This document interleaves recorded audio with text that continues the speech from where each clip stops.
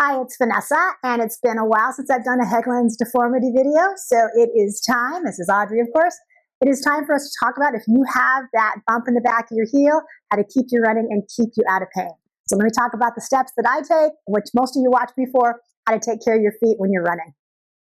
So Haglund's deformity is found in 30% of the population. It is the bump in the back of your heel. It's like a little bone growth back there, hurts your Achilles tendon, and it actually makes a rub mark in shoes. You may have noticed your shoes wearing out in a particular area. It could be to the side or to the back. You can see it on an x-ray. As you can just see it without, like you can see a little bit of mine. Just letting you know, I actually have a rub mark because I tried to actually wear some shoes without tape one day. Not very smart. But I do a long step process of how to take care of my Haglunds. You can look at my other videos that have a lot more in-depth about how I tape, but I've got the rub mark right here on the left foot. I cut a piece of KT tape in half. I stretch it 100%. The whole idea is that we're trying to stop the rub, which creates the pain. And you'll experiment a lot with how you do your taping. Tape can last you a couple of days, depending on honestly how many hair products you use in the shower, that kind of thing. But I double tape on the area that hurts me a lot. And that's how I keep going. Excuse me. And so that one area I actually double tape. It's really important when you use KT tape that there is no bumps or anything else, that it's super smooth. And I'll show you why, because we're going to talk socks now. So I actually use a couple of different brands of socks. And if I am running or doing an excessive amount of jumping in my shoes, I am a personal trainer, I use Zensa socks. These are compression socks, a little more difficult to put on, of course, they have to hold over your tape. And they are essential to hold the tape in place and to stop the rub on the back of your feet and to keep your feet from swelling while you run or do intensive exercise. If I'm going to walk all day, I'm going to wear these. But I don't need to wear those all the time. So I wear another company's socks. These are called JoxSox. There is no seams in them. That's why I had them inside out to show you. They make a couple of different kinds of JoxSox. I have links all below. JoxSox, they just say it on there. They have a lifetime guarantee. This is a thin pair, and then this is their really thick pair that I love, love, love, and feel it's super comfortable with a little cushion to wear all day. And I really believe that if you have Haglunds, you really should wear quarter socks and not no-shows, because your Achilles tendon and everything else right there will hurt. So let's talk shoes now. So your shoe choice isn't just about what you're going to run in, but I'm going to show you what I run in, what I tried to run in and didn't work, and why it didn't work.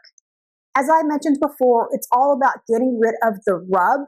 That's the most important part of taking care of your Haglunds. So currently, and you can see how dirty they are, I am running in a pair of Sauconys, and I actually am running every day in the carbon-plated one.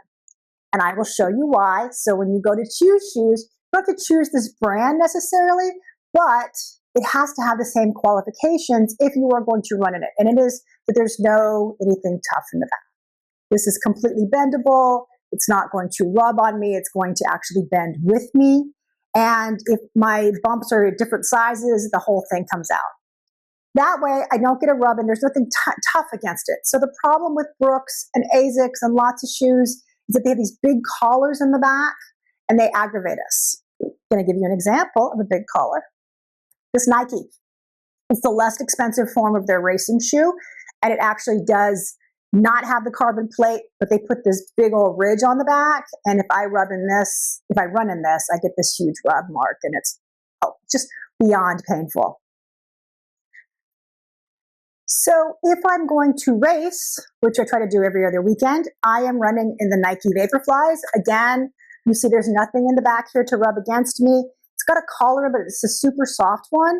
Just make sure you size up a half a size. These run super small. Now, if you have huge pronation, this could be an issue for you, but you should actually really work on trying to get that to work without the shoe controlling it. But that's what I run in, but it's really only half the story. If I am going to walk around all day, or works as a personal trainer all day, I have to also pick shoes that are soft in the back and don't have that huge collar. Obviously, Nikes fit me really well. That's why I stick with Nikes. But guess what? That's the shoe and the tape and the socks.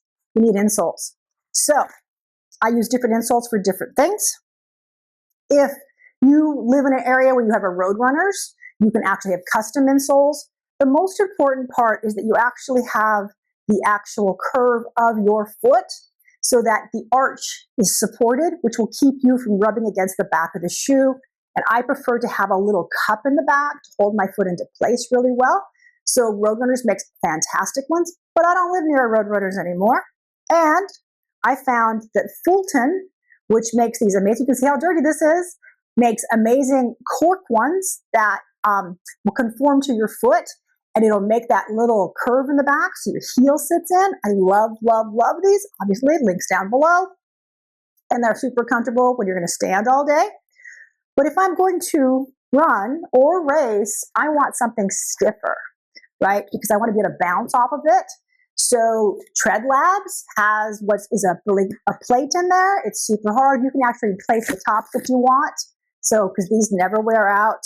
I have really high arches, so I bought the ones with really high arches, and then I will just either wash or find new ones, and I do that.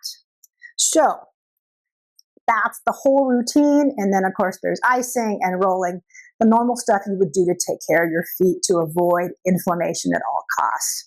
So that's kind of a quick and dirty of where we are on Haglunds. If you have any questions with your Haglunds, if you want to shoot me a video of how you run or all that kind of fun stuff, or your feet, or what kind of shoes I think you should get into, I'm happy to talk to you about it all the time. I want people to stay active with their feet issues. Thanks for listening, and I will see you soon.